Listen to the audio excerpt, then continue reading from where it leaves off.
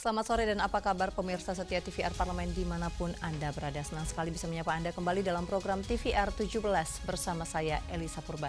Tepat pukul 17 waktu Indonesia Barat kami hadirkan kepada Anda sejumlah informasi paling baru dan menarik seputar kinerja dan kegiatan DPR RI yang telah disajikan oleh tim redaksi TVR Parlemen. Dan pemirsa, inilah TVR 17 selengkapnya.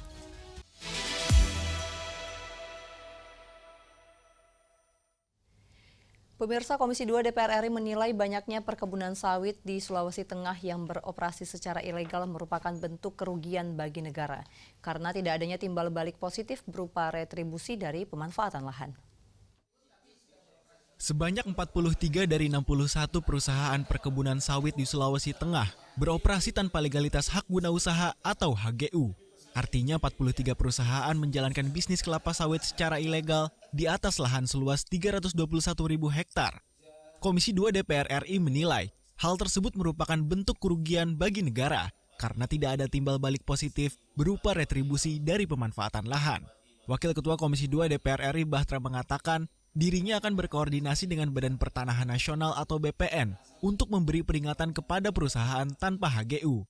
Nah, bagi perusahaan-perusahaan yang belum ada izinnya, belum ada HGU-nya, nanti kami akan berkoordinasi dengan BPN. Terus selanjutnya mungkin ya kalau perlu mereka sudah diberi peringatan terus kemudian mereka belum melakukan pengurusan izin, maka harus ada penindakan. Dan itu yang menjadi konsen Presiden Prabowo sampai hari ini.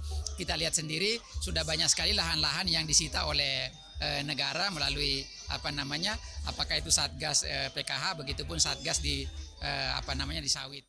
Sementara itu, anggota Komisi 2 DPR RI Longki Janggola meminta Gubernur Sulawesi Tengah mengirimkan surat teguran kepada perusahaan perkebunan sawit yang tak memiliki HGU. Saya sudah sampaikan langsung sama Pak Gubernur supaya disurati semua itu perusahaan-perusahaan sawit yang belum ada HGU-nya, ada kurang lebih 40-an atau berapa puluh itu, 40-an ya.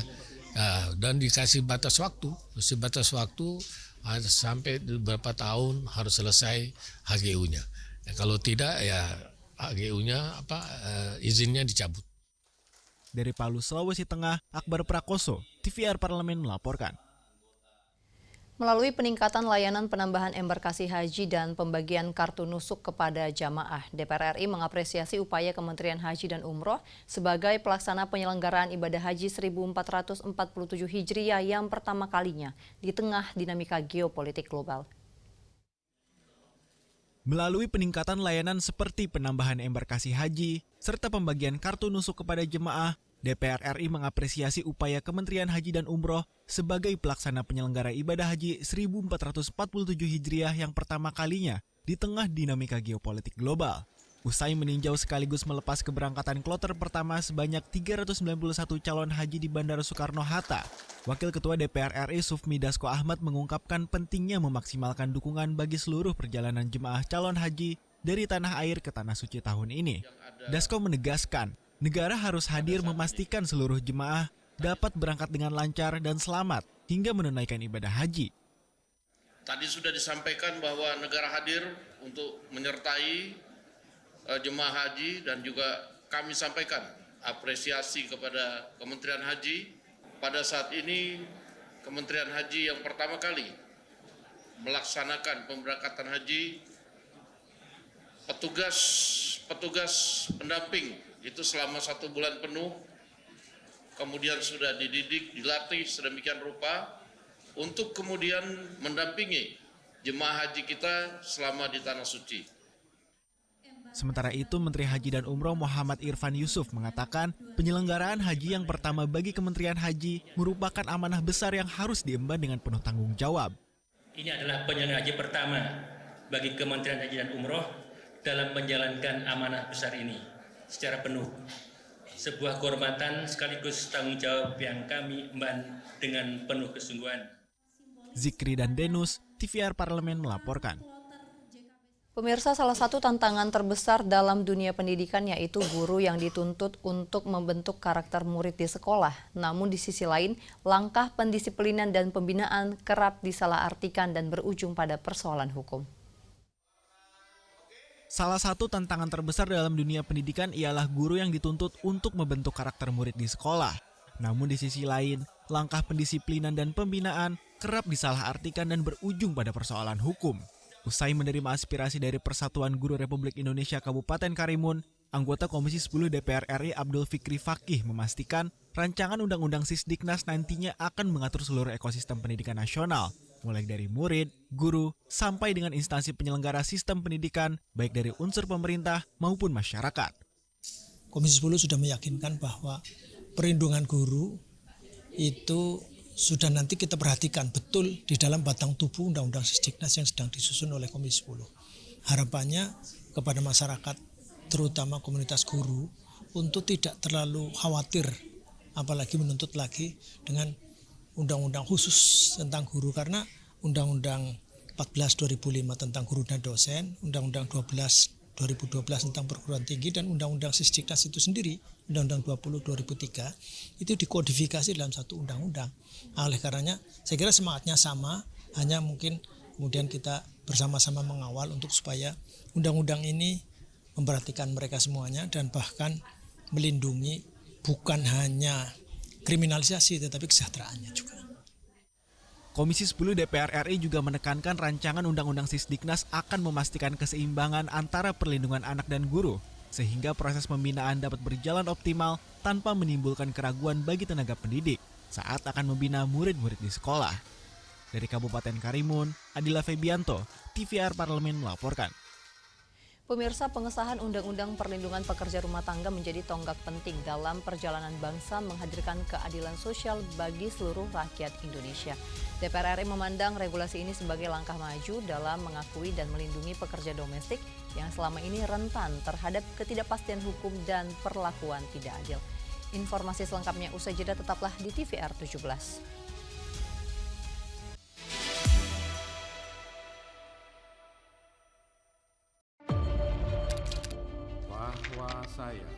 bahwa saya demi Allah saya bersumpah dan seadil-adilnya periode keanggotaan DPR RI hingga saat ini, yaitu terdapat 126 undang-undang yang telah selesai dibahas DPR RI.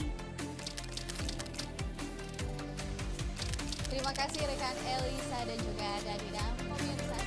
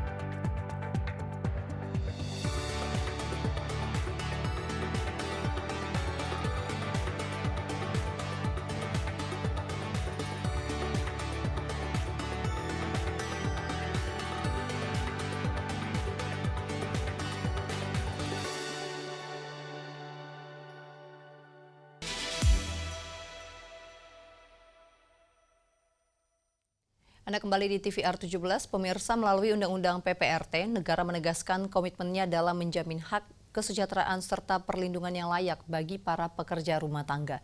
DPR RI akan terus mengawal implementasi Undang-Undang PPRT agar berjalan efektif dan benar-benar dirasakan manfaatnya oleh seluruh pekerja domestik di Indonesia. Simak liputan mendalam yang telah dikemas oleh tim redaksi TVR Parlemen dalam segmen editorial Parlemen berikut ini.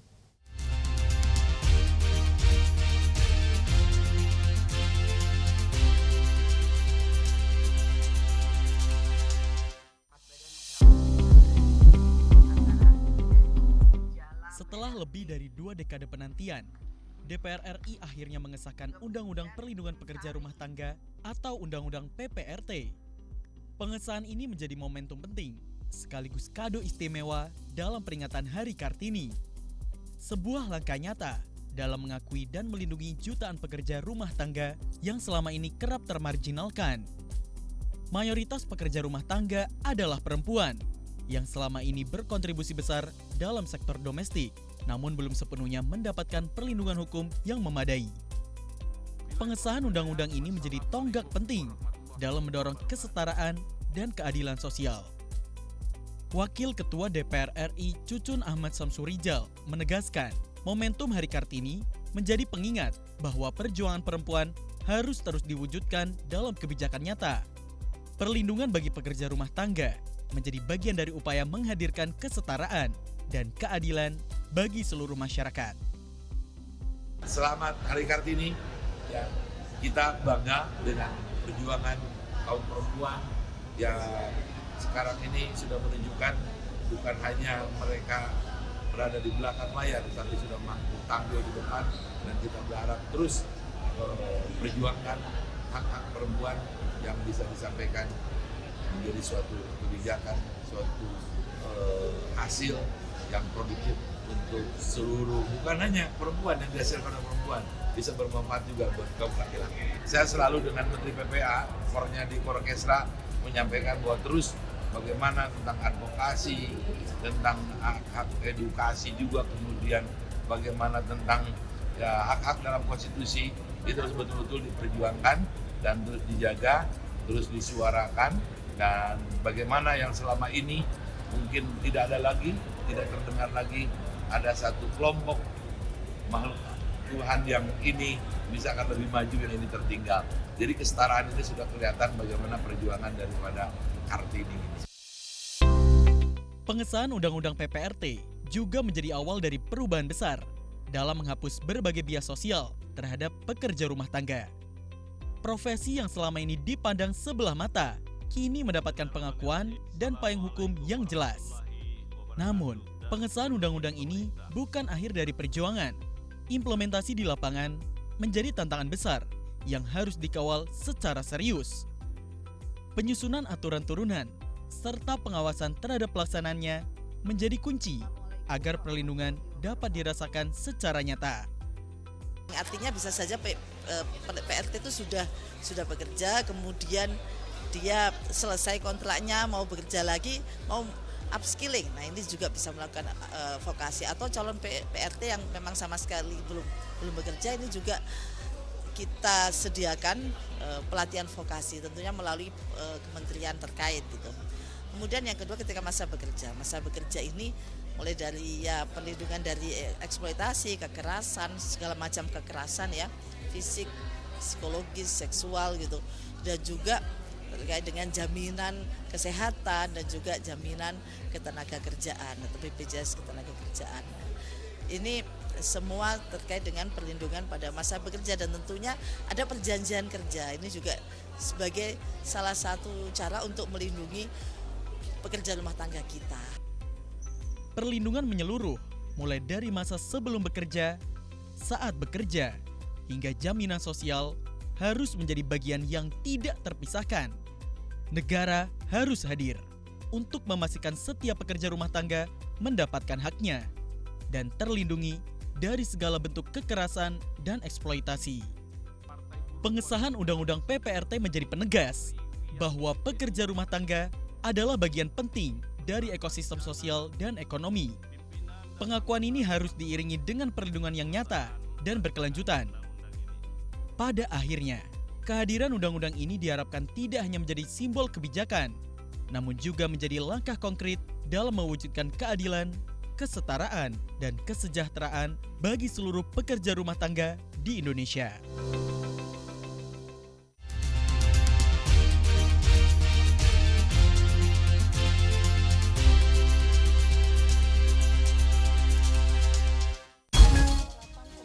usia pengguna media sosial yang telah diberlakukan sejak 28 Maret menjadi langkah penting dalam melindungi anak dari paparan konten negatif di ruang digital. Namun kebijakan ini dinilai tidak akan optimal tanpa peran aktif orang tua dalam melakukan pengawasan dan pendampingan terhadap anak. Dan selengkapnya kami hadirkan usai jeda, tetaplah di TVR 17.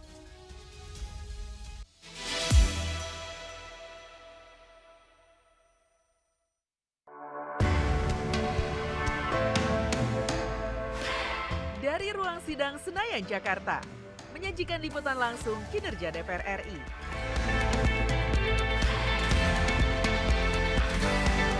Dialog mendalam, investigasi, dan profil wakil rakyat. TVR Parlemen kini hadir 24 jam. Yuk kita kenalan dengan anggota DPR RI periode tahun ini. Dari depan kursi. Di balik kursi. Gini, di balik kursi. Aku ingin menjadi sesuatu yang mungkin bisa kau rindu. Itulah pokok nama. Semakin penasaran kan bagaimana kiprah karir politiknya? Hanya di TVR Parlemen.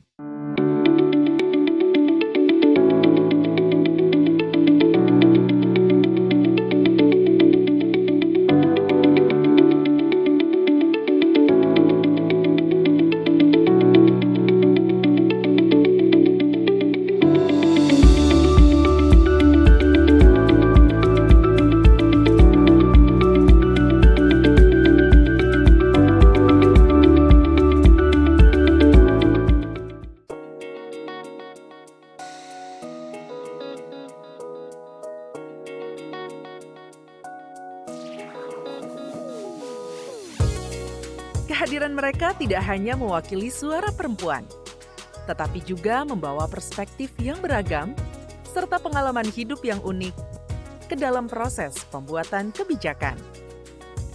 Saksikan Perempuan Parlemen hanya di TVR Parlemen.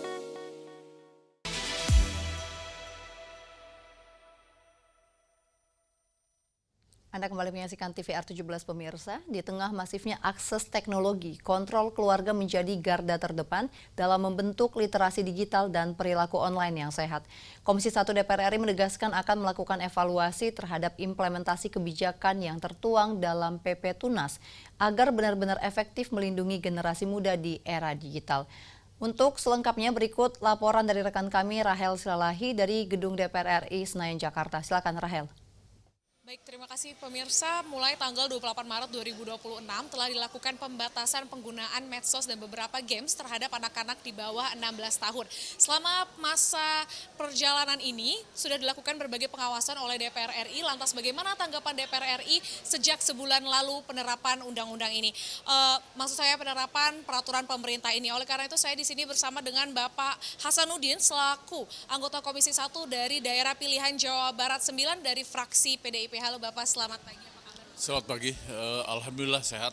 Sehat ya Bapak. Kira-kira dari tanggal 28 Maret Bapak sampai hingga saat ini, apakah peraturan pemerintah terkait pembatasan medsos ini sudah efektif Bapak? Ya, kami sebagai anggota DPR dan kemudian di dapil masing-masing pun kami sudah mencoba untuk sosialisasi.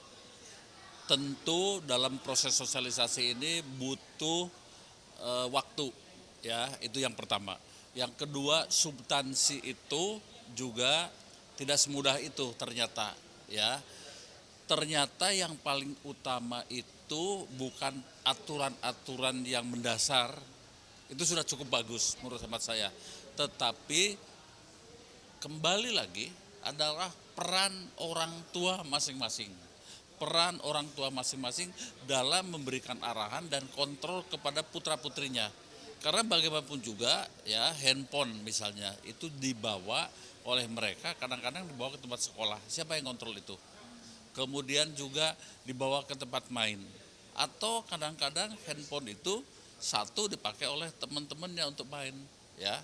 Alasannya main game dan lain sebagainya. Sehingga menurut hemat saya kita harus melakukan sosialisasi terus-menerus kepada publik, kemudian yang kedua nanti dievaluasi apa kelebihannya, apa kekurangannya, apa yang perlu ditingkatkan lagi ya, sehingga konsep PP Tunas itu bisa dilaksanakan secara efektif, efisien. Itu ya. Dari pengawasan yang mungkin sudah mau sebulan ini, Bapak kira-kira akankah ada evaluasi ke depannya dari DPR sendiri, Bapak? Mungkin nanti setelah 6 bulan ya, setelah kita melihat di lapangan, kita akan diskusikan bersama-sama ya di Komisi 1 untuk melakukan evaluasi di mana saja yang perlu perbaikan-perbaikan dan di mana saja perlu penekanan-penekanan. Yang paling penting itu adalah proses sosialisasi sekarang ini, terutama orang tua. Yang kedua di tempat-tempat pendidikan, sekolah SD, SMP, dan seterusnya. Itu menurut saya. Yang ditekankan dari DPR sosialisasi secara langsung dan secara online juga, Pak? Betul, langsung. Langsung akan lebih bagus. Ya. Oke, baik, terima kasih Bapak. Terima kasih. Baik, pemirsa, berarti dapat kita simpulkan bahwa dari penerapan pembatasan media sosial mulai dari tanggal 28 Maret ini sudah berjalan cukup efektif. Namun dari Komisi 1 sendiri menekankan pentingnya ada peran orang tua yang signifikan dalam mengawasi anak mereka untuk dapat menggunakan media ataupun handphone secara bijak. Berikut laporan dari saya, terima kasih, kembali ke studio. Terima kasih rekan Rahel, dan selanjutnya pemirsa, apa saja yang menjadi sorotan di media online nasional pada hari ini. Usai jeda tetaplah di TVR 17.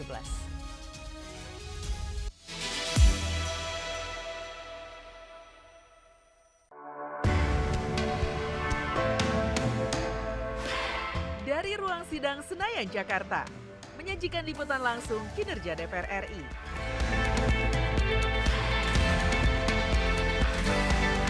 Dialog mendalam, investigasi, dan profil wakil rakyat. TVR Parlemen kini hadir 24 jam.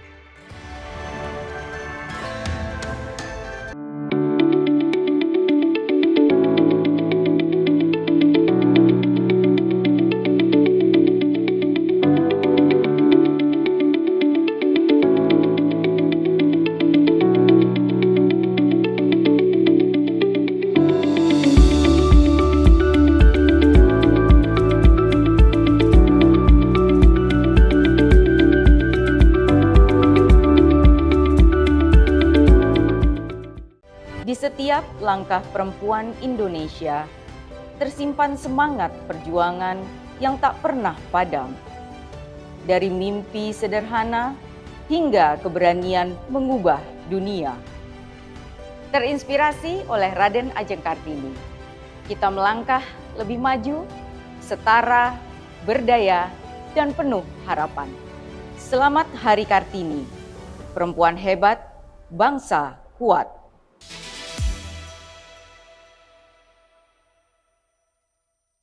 Kembali di TVR 17 pemirsa, dan kali ini kita masuk ke segmen media online nasional. Mari kita simak isu apa saja yang menjadi sorotan media serta tanggapan dari sejumlah anggota Dewan. Bersama rekan kami Anggun Oktarini, silahkan.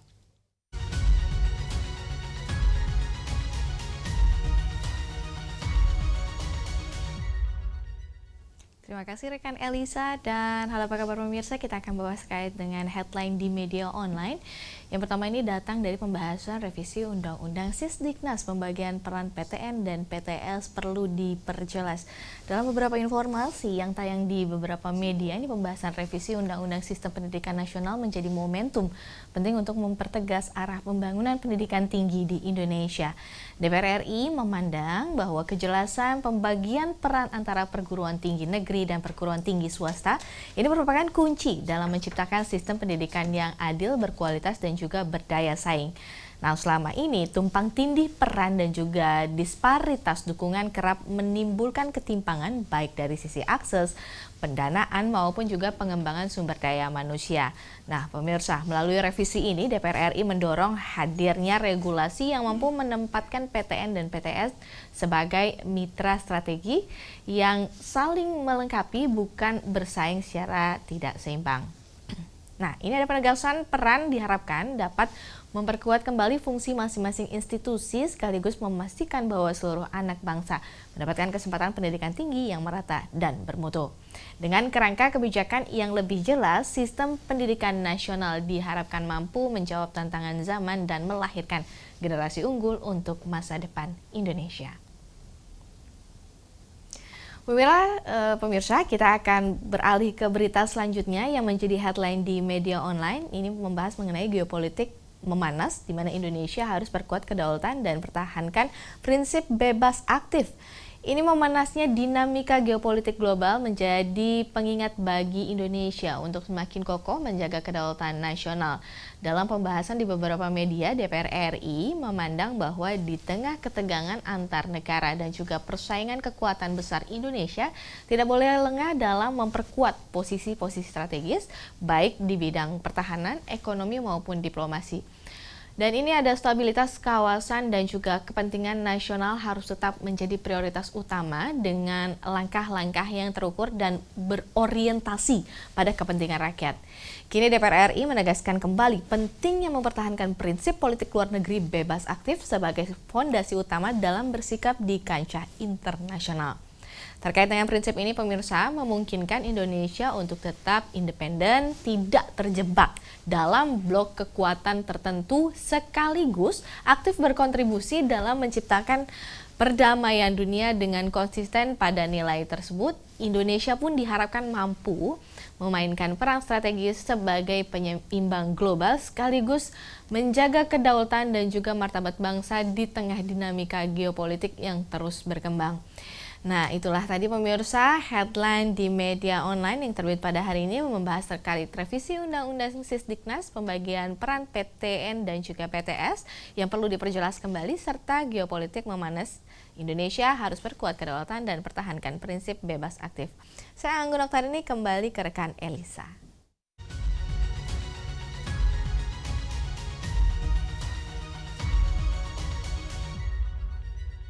Terima kasih rekan Anggun yang telah menyampaikan sejumlah update sorotan dari media online nasional pada hari ini. Dan pemirsa, segmen media online tadi sekaligus menutup jumpa kita pada TVR 17 edisi sore hari ini. Saya Elisa Purba beserta seluruh kru TVR Parlemen yang bertugas mengucapkan terima kasih dan pamit undur diri dari hadapan Anda. TVR Parlemen, referensi Indonesia.